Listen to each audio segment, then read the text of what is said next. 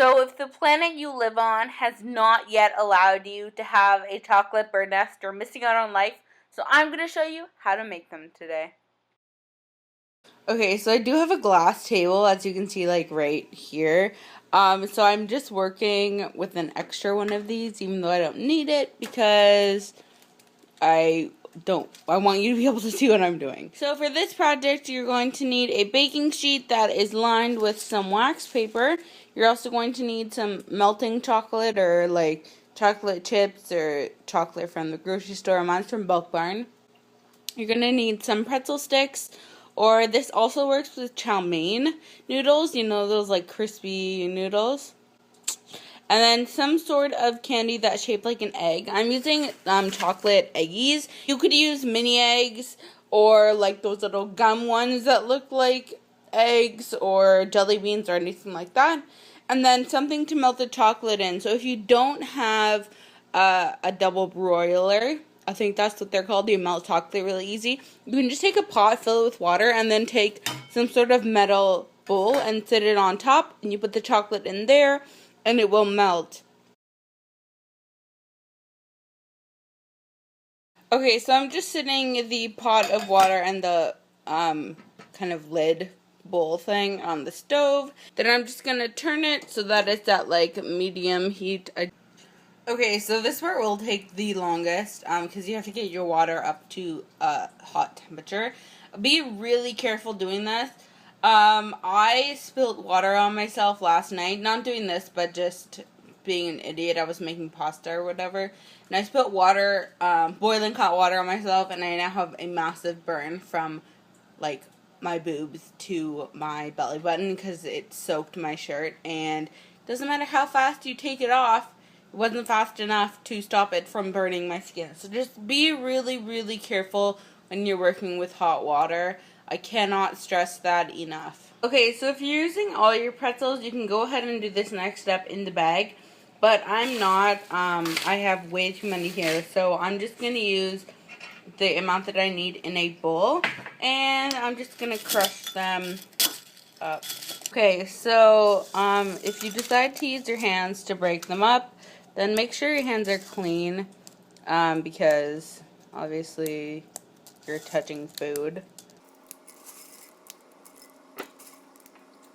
And you don't want to break them up too small, just like so they're not the original full length. Maybe if you broke each one into like 4 pieces.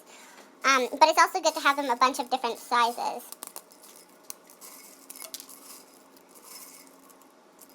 Okay, so my chocolate has been in here for approximately, I don't know, maybe 10 minutes. And you can see it's slowly becoming liquidy. After you get the water to a boil, you just want to put it low on a simmer, and it will just use the steam created from there being a lid on the pot to melt the chocolate. And if you just scrape it like this every so often, it's going to melt a lot faster. Alright, so it's only been 3 minutes since the last time I showed you the chocolate. So I just wanted to show you how, like, it takes a while for it to get started to melt. But then once it's started to melt, it melts pretty quick. So as you can see, it's still chunky because I'm scraping it off and whatever. So all of it is going to have to liquefy before it's ready. But it shouldn't take very long to actually melt the chocolate once it begins melting. It's just the first few minutes when it's starting to kind of get hot and stuff. So once the chocolate is completely melted, you're going to just mix it into the pretzel sticks. You then just want to go ahead and pour the chocolate into the pretzels. You can see mine's a bit lumpy, but that's quite alright because it'll just add some character. Whenever anything isn't perfect, I'll just say it adds character. It's a little hint. Yeah, so then just continue pouring it in. And once you get all the chocolate in there, don't forget to scrape off the sides. Mix it all together. Mine was a little bit too liquidy. I went ahead and added some more pretzels. It's perfect. Just eyeball it and see how much you're going to need. I don't have an exact amount. Then you can take it 1 spoon at a time and just pour them out into little blobs. These will be the nests when they set up hard. The smaller you have these pieces, the easier this next part will be.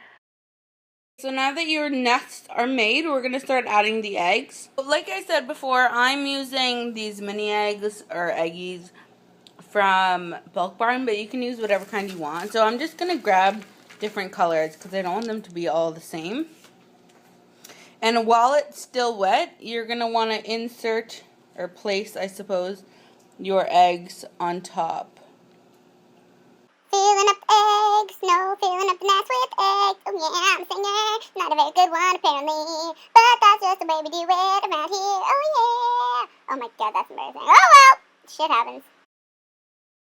Okay, so this is what they look like when they're finished. At this point, you want to just stick them in the fridge and let them completely cool so that all the chocolate re-hardens and hardens together and sticks the pretzels together as well as the mini eggs to it. Oh, as you can see, they've all hardened up. Okay, so it's been about 2 hours, and as you can see, they're no longer liquidy. They are completely solid, exactly what you want. And then you have your cute little egg nest, bird nest. Oh my god, that's so cute! Tell me that's not adorable and doesn't remind you of spring and Easter. I freaking love it! Okay, so now that your nests are eggs. Okay, so now that your nests are made, we're gonna start